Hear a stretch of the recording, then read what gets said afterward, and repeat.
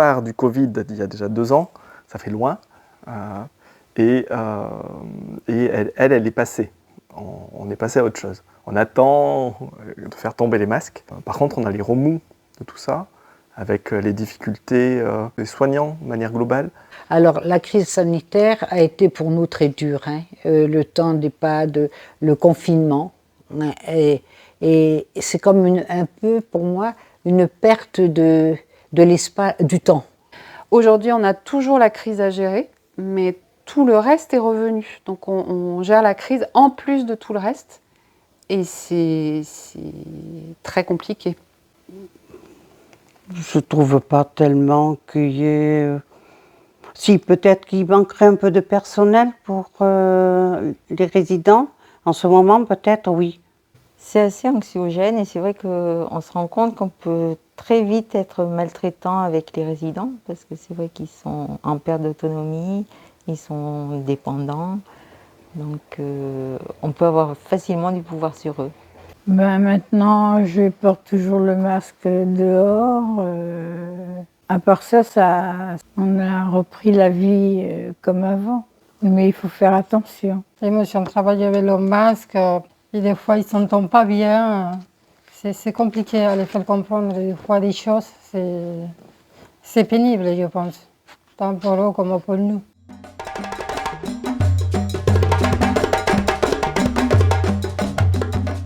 Moi, j'ai pas que du négatif sur le Covid. J'y ai vu aussi des points positifs. Et je crois que j'ai encore plus une hargne d'éviter l'isolement des gens et de créer encore plus de liens sociaux, en fait. Ça m'a redonné de l'envie. Je lui disais, moi j'avais l'impression que les murs de ma chambre se rapprochaient. Je me disais, d'ici très peu de temps, je vais être écrabouillée au milieu. C'est ce confinement, on ne peut pas faire ce qu'on veut, on ne pouvait pas sortir, on nous apportait le petit déjeuner, le déjeuner, le dîner du soir dans notre chambre. Et ben c'était court. Hein. Le port du masque déjà, puisqu'il a fallu se protéger. Et puis le manque de personnel, enfin en EHPAD, le manque de personnel qui a été vraiment fulgurant. De ne plus pouvoir faire ci, de ne plus pouvoir faire là. Alors Dieu merci, j'ai un caractère assez joyeux ou assez positif. Je me dis, écoute, tu as pu le faire jusqu'à 84 ans, tu ne vas pas pleurer. Hein. Puis l'environnement qui a beaucoup changé, parce que c'est plus du tout le même milieu qu'on avait quand on est arrivé. Parce que les gens placent les gens en EHPAD de plus en plus mal, si vous voulez. Il faut peut-être rassurer davantage le fait que nous, on soit obligés d'être confinés derrière ce masque. Eux, ils n'ont pas le masque.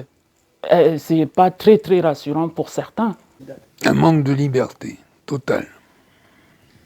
Même aujourd'hui ? On ne sait pas trop où on en est alors.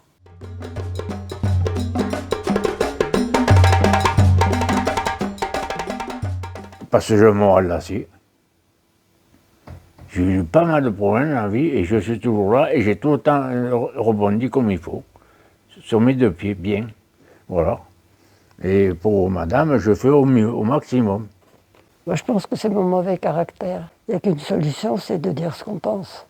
Alors de le dire le plus délicatement possible, ce qui n'est pas toujours le cas de mon côté, s'il vous plaît. Autrement, on se laisse écraser par une chose ou par une autre.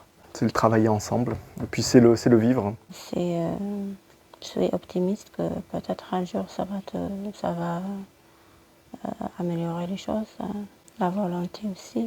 Les sourires, oui c'est ça, ce qu'il me donne, c'est la plus belle des résiliences, c'est la plus belle des récompenses.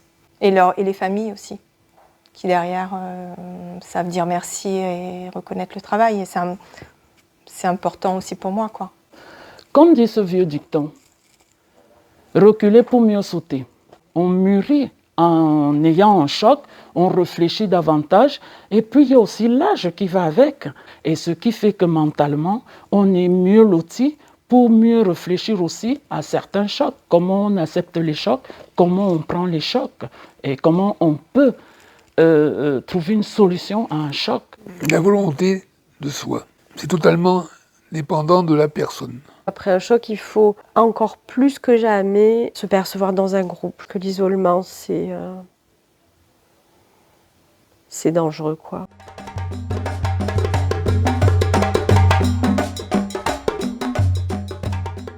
Un peu plus fou. Qu'est-ce qui vous fait dire ça? La réaction des gens en général, enfin des résidents que je côtoie. Ça m'a redonné du peps et de l'envie, donc je mettrais peut-être un petit peu de plus fou. Et plus sage aussi, parce que on est obligé de faire peut-être plus attention, en fait. Moi, je n'ai pas l'impression, malheureusement, que ça nous rende plus sages. J'ai l'impression qu'au contraire, il y a une espèce de folie qui s'installe chez les gens, une peur, une angoisse et en même temps une inconscience. J'allais dire, de temps en temps fou, de temps en temps sage. On n'est pas parfait hein, dans la vie, il ne faut pas se mettre ça dans la tête. Je pense que ça a profondément modifié les comportements, les attentes de tout le monde, que ce soit les résidents bien sûr, mais aussi les professionnels. Et donc on en ressort plus sage, je ne sais pas, mais en tout cas avec peut-être un degré de maturité supplémentaire. Je crois qu'au début, elle nous a rendus fous. Enfin, moi, c'est ce que j'ai ressenti. J'étais plutôt dans un état de panique. Et justement, avec le temps, aujourd'hui, je pense que ça nous a rendus plus sages. Moi, en tout cas, ça m'a rendu plus sage. J'avais espoir au début de la crise qu'elle nous rende plus sages et je crois qu'elle nous a rendus plus sages sur certains côtés. Ça fait 2 ans maintenant que ça dure et je crois que là, elle est en train de nous rendre fous parce que ça a duré trop longtemps. Ouais.